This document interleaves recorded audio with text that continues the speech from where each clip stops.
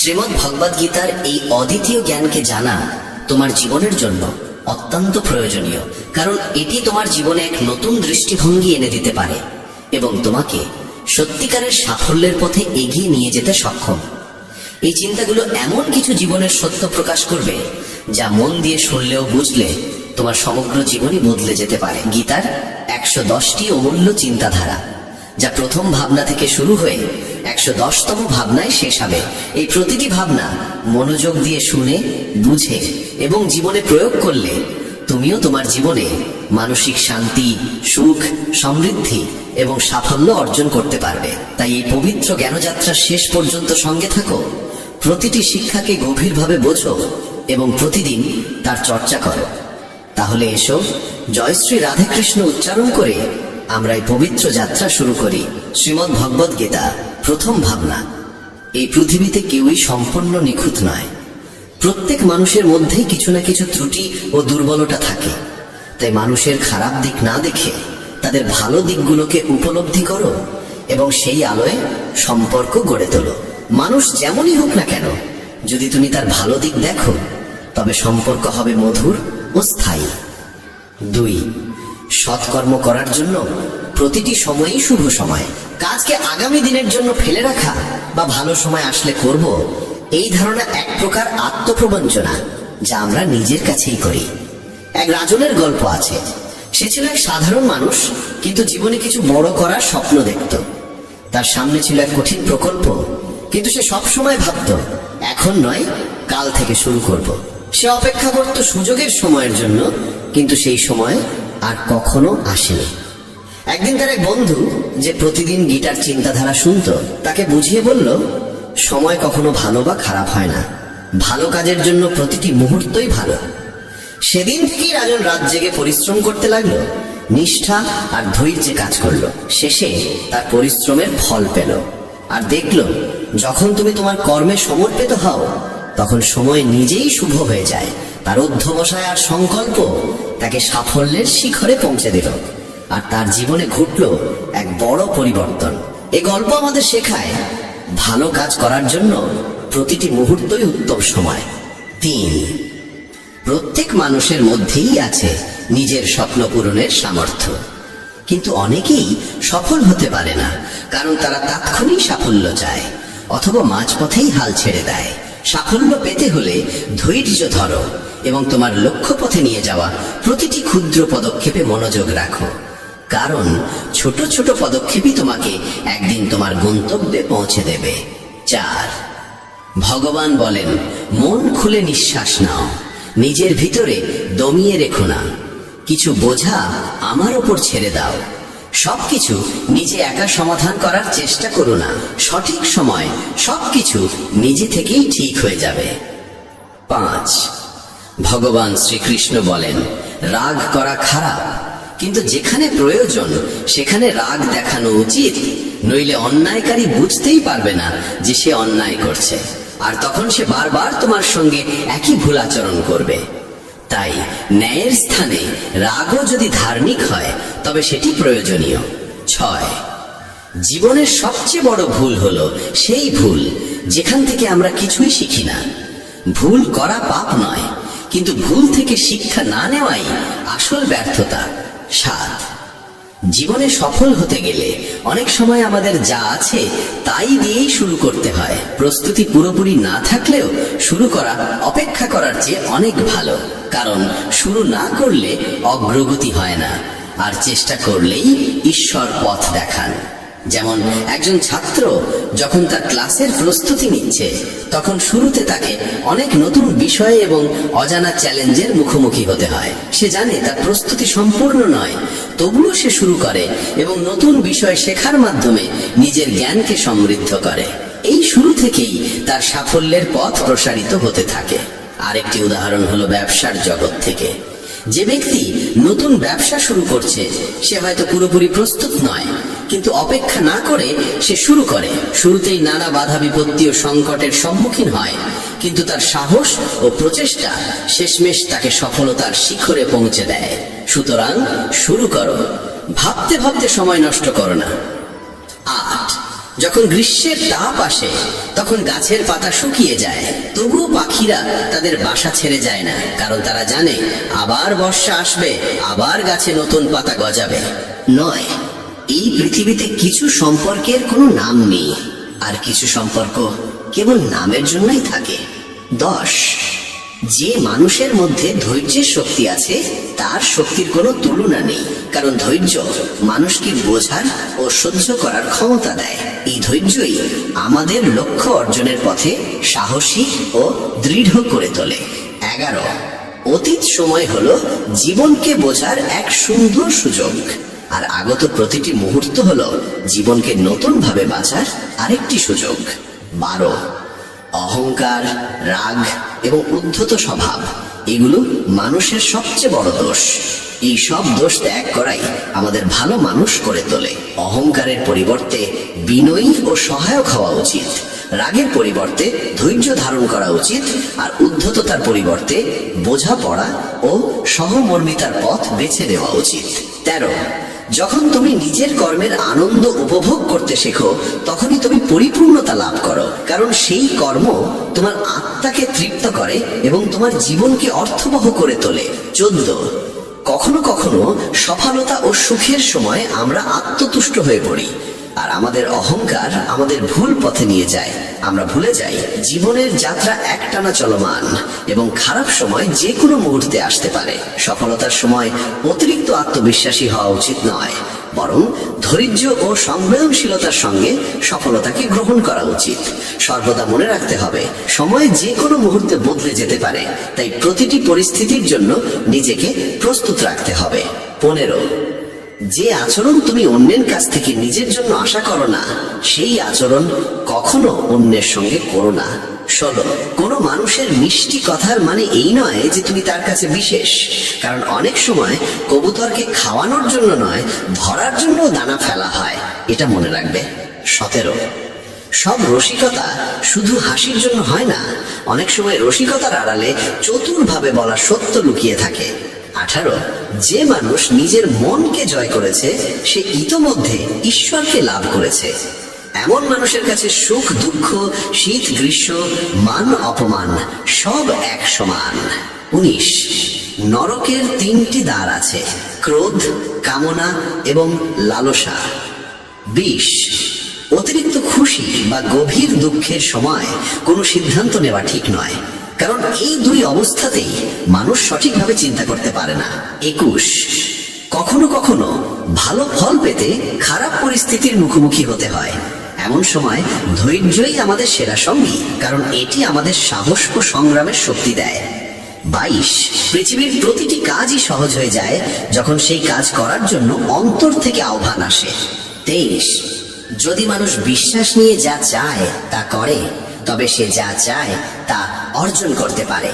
24, যেমন বিশাল সাগর পার হতে নৌকা একমাত্র মাধ্যম, তেমনি স্বর্গে পৌঁছানোর একমাত্র সিঁড়ি হলো সত্য। 25, ভগবান শ্রীকৃষ্ণ বলেন, আমার কাছে সব জীব সমান, কেউ আমার অতি প্রিয় নয়, কেউ অপছন্দও নয়, কিন্তু যে আমাকে পূর্ণ মন দিয়ে ভালোবাসে ও ভক্তি করে প্রয়োজনে আমি সর্বদা তার পাশে থাকি। 26, এই পৃথিবীতে কেউ কারো নয়, কারণ মানুষ কেবল ততক্ষণই সঙ্গে থাকে যতক্ষণ পর্যন্ত তার স্বার্থ থাকে। 27, সবসময় মনে রাখবে যা হয়েছে তা ভালোই হয়েছে, যা হচ্ছে তাও ভালোই হচ্ছে, আর যা হবে তাও ভালো কিছুর জন্যই হবে। 28, মানুষ তোমার সম্পর্কে কি ভাবে তা নয়, আসল কথা হলো তুমি নিজের সম্পর্কে কি ভাবো। তাই প্রথমে নিজের ভিতরেই চিন্তা করো, নিজেকে বোঝো। 29, যদি কারো ভালো করতে না পারো তবে অন্তত তার ক্ষতি করো না। পৃথিবী হয়তো দুর্বল, কিন্তু যিনি পৃথিবী সৃষ্টি করেছেন তিনি নন। বন্ধুগণ, এখন পর্যন্ত যে ভাবনাগুলো শুনলে সেগুলো যদি হৃদয়ে ধারণ করো দেখবে জীবনের দৃষ্টিভঙ্গি বদলে যাবে। এখন চলুন আরো গভীর কিছু চিন্তার দিকে এগিয়ে যাই। 30, নিজের পরাজয়ে কখনো দুঃখিত হওয়া উচিত নয়, কারণ পরাজয় আমাদের শেখায়, আমাদের সংশোধনের সুযোগ দেয়। 31, যা হওয়ার তা হবেই, আর যা হওয়ার নয় তা কখনো হবে না। যার বুদ্ধি এই সত্যকে উপলব্ধি করে সে সর্বদা চিন্তামুক্ত থাকে।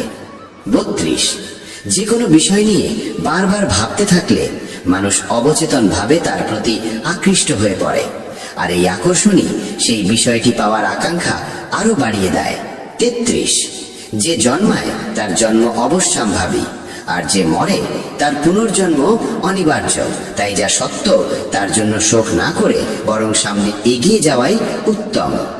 34, আমাদের কর্মই সেই ফসল যা যে কোনো অবস্থাতেই আমাদের কাটতে হয়। তাই সর্বদা এমন বীজ বপন করো যা থেকে ভালো ও আনন্দদায়ক ফলাফল মেলে।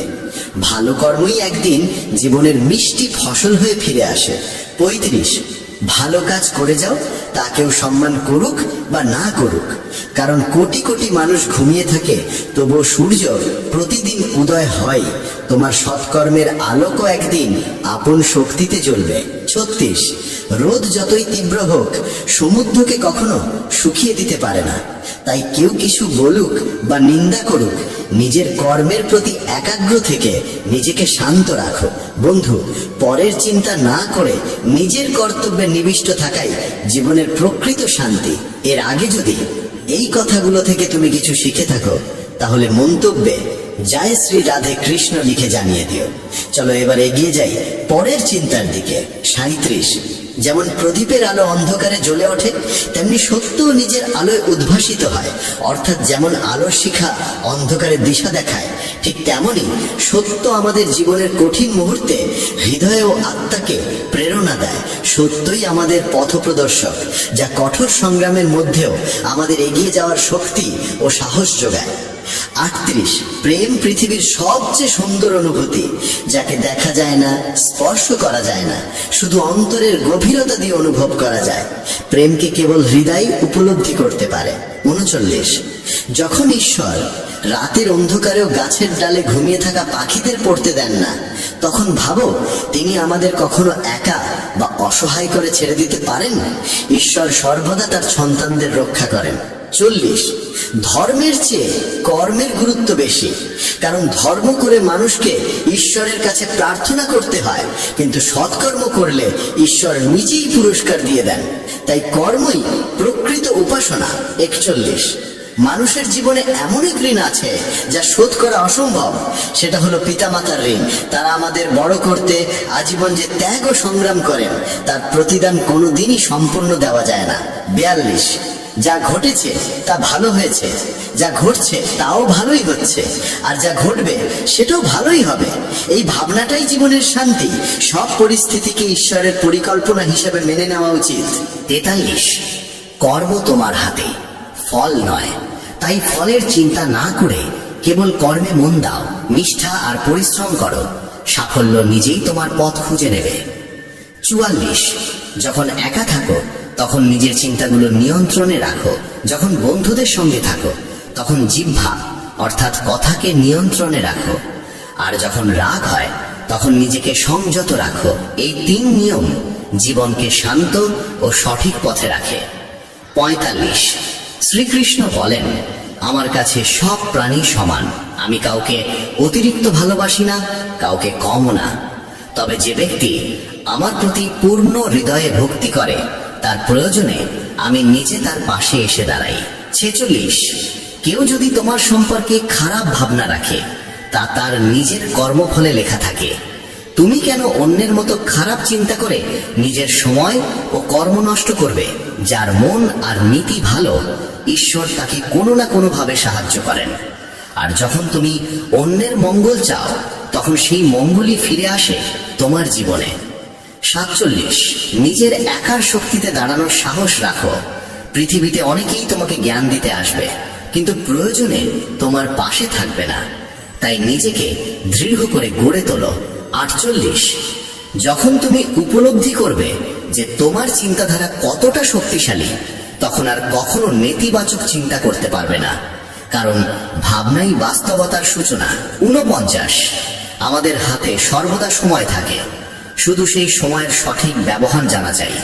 সময়কে কাজে লাগিয়ে জীবনকে সাফল্য ও সুখের পথে এগিয়ে নিয়ে যাওয়াই বুদ্ধিমানের কাজ। 50, তোমার মিথ্যা কথায় মানুষ প্রথমে হাততালি দেবে, কিন্তু সেই মিথ্যাই একদিন তোমার পতনের কারণ হবে। তাই সর্বদা সত্য কথা বলো, কারণ সত্যের ভিতেই টিকে থাকে শ্রেষ্ঠ জীবন। 51, ঈশ্বর আমাদের সবাইকে একই মাটি দিয়ে গড়েছেন। পার্থক্য শুধু এই, কেউ বাহির থেকে সুন্দর, কেউ ভিতর থেকে সুন্দর। প্রকৃত সৌন্দর্য সেই যার হৃদয়ের গভীরে বাস করে। 52, তুমি যতই ভালো কাজ করো না কেন, মানুষ কেবল তোমার ভুলগুলোই মনে রাখবে। তাই কে কি বলছে তা নিয়ে কখনো চিন্তা করো না, বরং নিজের সৎকর্মে অবিচল থেকো। 53, আমাদের সমস্যাগুলো আসলে তত বড় নয় যতটা আমরা নিজের মনে তাদের বড় করে তুলি। মনে রেখো, ঈশ্বরের সঙ্গ থাকলে কোনো কঠিনতাই কঠিন থাকে না, সব সহজ হয়ে যায়। 54, ঈশ্বর বলেন, কাউকে শাস্তি দেওয়ার আগে কিছুক্ষণ থেমে যাও, ভাবো, যদি তুমি অন্যের একটি মাত্র ভুল ক্ষমা করো, তবে আমি তোমার 100টি ভুল ক্ষমা করে দেব।